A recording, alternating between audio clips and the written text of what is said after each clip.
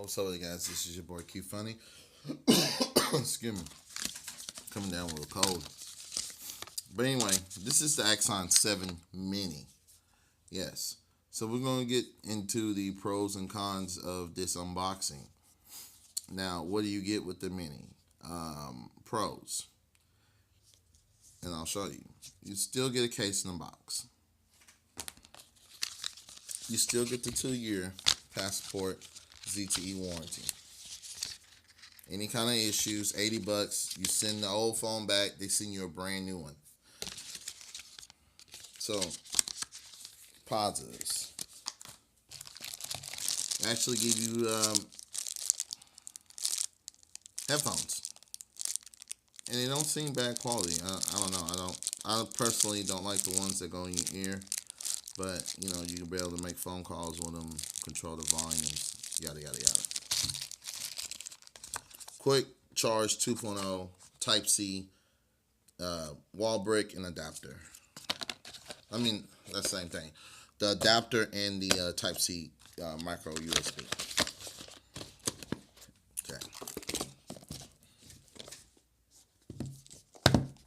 In the middle, you get the 617 Snapdragon octa-core processor. Yes, same processor that's in the ZTE Z Max Pro.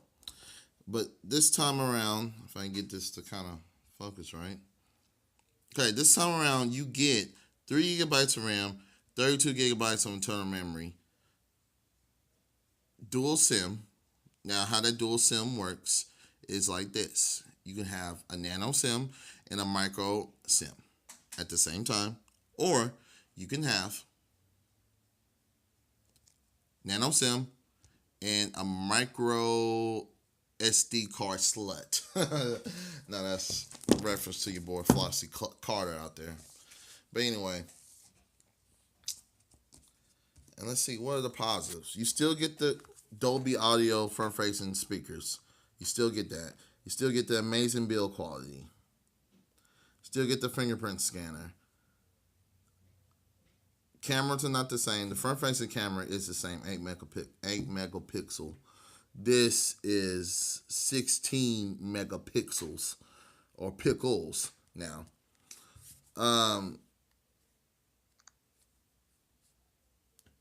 And you're working with a 5.2 inch Super AMOLED 1080p screen. And also no on-screen keys.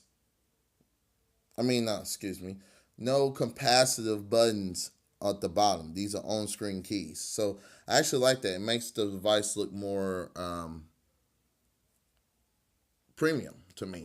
That way you don't have that complaint others were having, that small USB. I mean, not USB. I'm sorry. What I'm talking about. This small little bar right here to actually have those capacitive touch. So I'm glad they actually changed that. And I don't know why they did capacitive touch on the regular size Axon 7, but on the Mini they put on-screen keys. So I don't know. I like that. Phone is fluid. I mean, you can tell that this phone is for your mid-range users out there. And the great thing about it is it's $249 right now for the Ion Gold and something with a platinum gray or something like that. Platinum gray or something like that. But right now, the only ones I was able to find in my local Best Buys were the gold. So I went with the gold. And that's the positives, the pros on this phone. I mean, I don't have any complaints with the pros. Now, I do have some cons, and here we go with the cons. Let me get this in here. Cons. No 4K. 1080p recording. That's the highest it can go. Second con. The 617 Snapdragon processor. I understand it's a mini, but you can't go from an 820 and then give us the bottom of the barrel of the 617s. I mean, at least a 625 or 652. That's what I would have hoped. So, you kind of just cheaped out and was like, oh, well, let's take the Pro ZMax Pro processor and give it an extra gig of RAM. Um, Another con, 2705 milliamp battery. Um, it's not bad on Wi-Fi. I'm able to get about 4.5, 5 hours screen on time. LTE, you're looking at 3.5, 4 hours. So, of course, I just got the phone. I had to give the phone at least a week to let it, kernel build up, do all these things like that, before you get an actual like true figure with the battery life for us the screen on time. Another bad or con I have with this phone is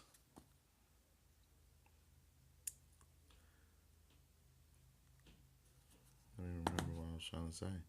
Oh yeah, two no 2K display, still Super AMOLED, but you're rocking with a full HD, so 1080p Super AMOLED screen. Now, the only reason why I say it's a con is because I felt like what they should have done was just basically give us the Axon 7, the whole specs of it,